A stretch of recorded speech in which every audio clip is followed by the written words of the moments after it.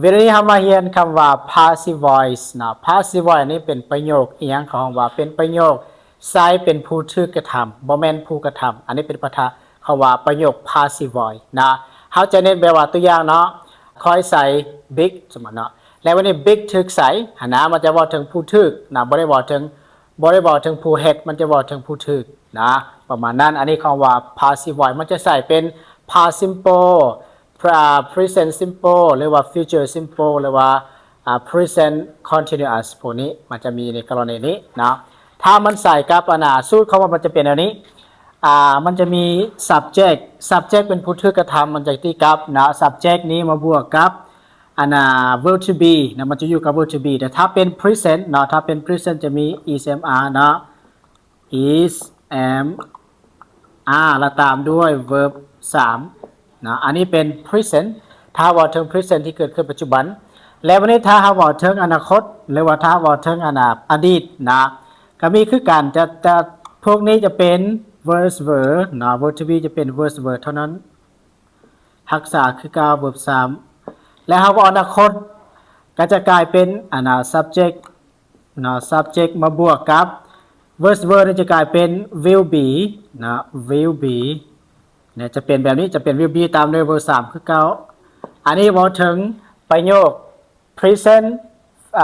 แล้วก็ past simple แล้วก็ future simple แล้วจะเป็นประมาณนี้เนาะ passive voice นี่ใช้ได้ 3-4 tense นะสำหรับถ้าเฮาเว้ากับกำลังเกิดขึ้นก็จะเป็น will be แล้วตามด้วย verb นะ ing นะ will being จะเป็นแบบนั้นนะ will being จะมีถ้าว่าถึงกำลังเกิดขึ้นจะมี ing อยู่บนนี้ will being นะโอเคเอาตัวอย่างประโยคนะตัวอย่างประโยคอันนี้จะเป็นประโยคคำว่า active voice ก็คือเน้นผู้กระทำนะประโยคเน้นผู้กระทำ cats eat fish สมมุติว่า cats eat fish หมายความว่าแมวนี่เป็นผู้กระทำเป็นผู้กินปลานะปานนี้เวลาที่เราบอกถึง passive voice นี้จะเอาเป็นปลาเป็นผู้ถูกกระทำนะฉะนั้นจะเอาตัวนี้มาขึ้นก่อนจะกลายเป็น fish ใส่สูตรนะ fishman จำนวนน้อยต้องเป็น is นะ is แล้ว is eat เป็น verb ส่วนที่3 eat คำ verb ที่3เป็น eaten นะ eaten นะแล้วมันจะมีคำว่า by ตามหลังเด้อมันจะมีคำว่า by นะ by cats fish is eaten by cats นะตัวนี้แมวกินปลาและบัดนี้ปลาถูกกินด้วยแมวจะเป็นประมาณนี้จะว่าถึงความผู้ถูกกระทำนะโอเครักษาคือเก่าจะมี by นะโอเคต่อไปประโยคที่2 French build this house อันนี้จะเป็นประโยคอดีตเด้อประโยคอดีตเราใส่สูตรอันนี้ subject บวก verb บวก verb 3แล้วจะมีตัวนี้แม่นhouse แม่นหลังเดียวเนาะเราจะเอา house this house ขึ้นต้นก่อนเนาะอันนี้เป็นผู้ถูกกระทำเด้จะต้องเป็น this house เนี่ย this house มันหลังเดียวเนาะ build นี้สนับหลังเดียวจะต้องใส่เป็น verse เนาะ verse รักษาคือการ verb 2ที่3อันนี้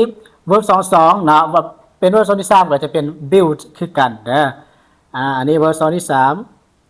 3build นะ this house was built by จะต้องมี by แล้วตามด้วย subject เมื่อกี้นี้ตอนนี้จะกลายเป็น object ไปนี่ by French นะเนี่ยจะเป็นอันนี้ก็คือคำแปลเนาะคนฝรั่งเนาะสร้างเรือนหลังนี้และบัดนี้เรือนหลังนี้ถูกสร้างด้วยคนฝรั่งเนี่ยจะเป็นอันนั้น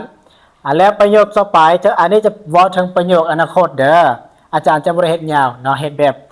ง่ายๆเลยแบบเข้าใจแบบง่ายๆเลยเนาะบ่ต้องสับสนการใส่ตัวนี้เพราะว่ามัน passive voice มันตอนที่ใส่อยู่หลายในการสอบเซ็งออกตลอดเด้อผู้ใดที่ว่าอยากเซ็งอยากได้คะแนนดีแล้วมันเบิ่งวิดีโอนี้ให้มันจื้อให้มันได้พยายามทำความเข้าใจเด้อโอเคแล้วบัดนี้ประโยคอนาคตเด้อจะเป็น future simple เนาะ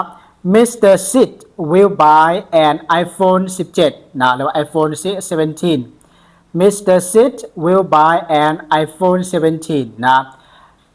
แปลว่าถ่าวซิดเนี่ยนะจะซื้อ iPhone 17 นะและบัดนี้จะเอาเป็น iPhone 17 มาขึ้นก่อนบัดนี้นะจะเอาเป็น and iPhone 17 และ iPhone 17 และจะกลายเป็นจะใส่สูตรตัวนี้นี่ will be นะมี will แล้วจะมี be เพราะว่า be มาจาก verb to be นี่แหละ will be verb 2ที่3 by เป็นอย่างเป็น by bought นะจะกลายเป็น bought 2ที่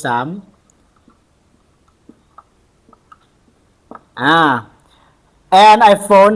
17 will be bought by ทาวนี้ทาวสมิธนี้ทาวซิดนะมิสเตอร์ซิดเนี่ย